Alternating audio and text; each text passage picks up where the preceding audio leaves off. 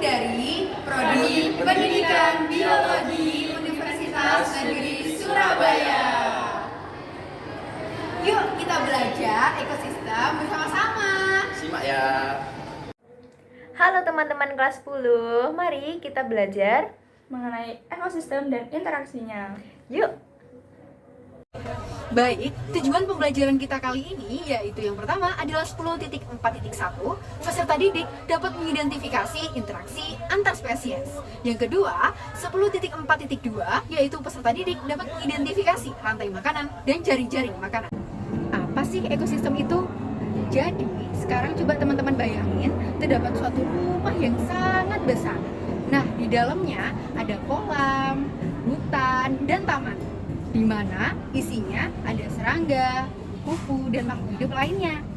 Nah, pengertian sederhana tersebut yang kita kenal sebagai ekosistem. Jadi, secara singkat, ekosistem adalah suatu kesatuan sebagai timbal balik antara organisme dan lingkungannya. Untuk memahami ekosistem dengan baik, kita perlu mengenal dua komponen utama, yaitu komponen biotik, yaitu makhluk hidup, dan komponen abiotik, benda tak hidup. Kemudian komponen ini tidak bisa dipisahkan karena saling bergantung dan mempengaruhi satu sama lain dalam menciptakan keseimbangan alam. Untuk slide selanjutnya, yaitu ada komponen biotik. Komponen biotik mencakup semua organisme hidup dalam ekosistem seperti hewan, tumbuhan, mikroorganisme, dan manusia. Komponen ini terbagi menjadi 3 kelompok, yaitu produsen, konsumen, dan pengurai. Memahami komponen biotik penting untuk memahami konsep rantai makanan dan keseimbangan ekosistem. Dan manusia sebagai komponen biotik utama memiliki pengaruh signifikan terhadap perkembangan, distribusi, dan keberlangsungan komponen biotik lainnya. Lalu untuk next ada komponen abiotik. Komponen abiotik adalah elemen tak hidup dalam ekosistem yang mempengaruhi kehidupan makhluk hidup seperti air, udara, tanah, cahaya matahari, iklim, suhu, kelembapan, bebatuan, topografi, dan garam mineral. Komponen ini berperan penting dalam memenuhi kebutuhan organisme lain serta menjaga keseimbangan dan keberlanjutan ekosistem. Selanjutnya yaitu komponen abiotik.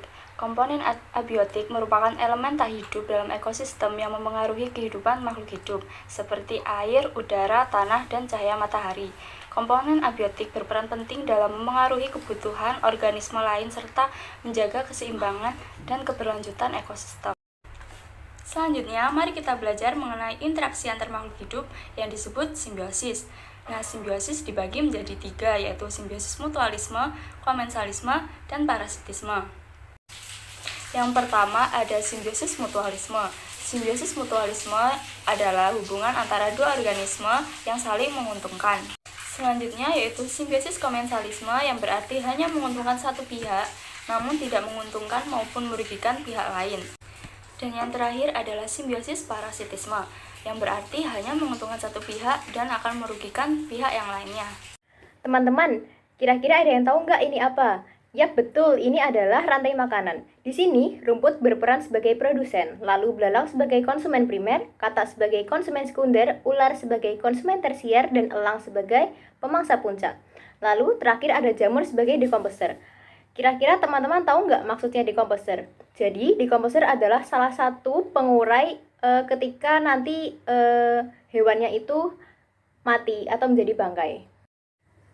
Selain rantai makanan, dalam ekosistem juga terdapat jaring-jaring makanan. Di sini, rumput berperan sebagai produsen utama, lalu belalang, tikus, dan kelinci sebagai konsumen primer. Kemudian konsumen primer tersebut dimangsa oleh konsumen sekunder, yaitu rubah, burung hantu, burung, dan elang. Kemudian, ular sebagai pemangsa tersier, memakan burung dan elang. Sebagai pemangsa puncak, memakan ular dan kelinci. Nah, teman-teman sekarang sudah tahu kan mengenai ekosistem dan interaksinya? Nah, dari penjelasan di atas, semoga teman-teman bisa paham dan mendapat ilmu baru. Sekian penjelasan dari kelompok kami. Wassalamualaikum warahmatullahi wabarakatuh.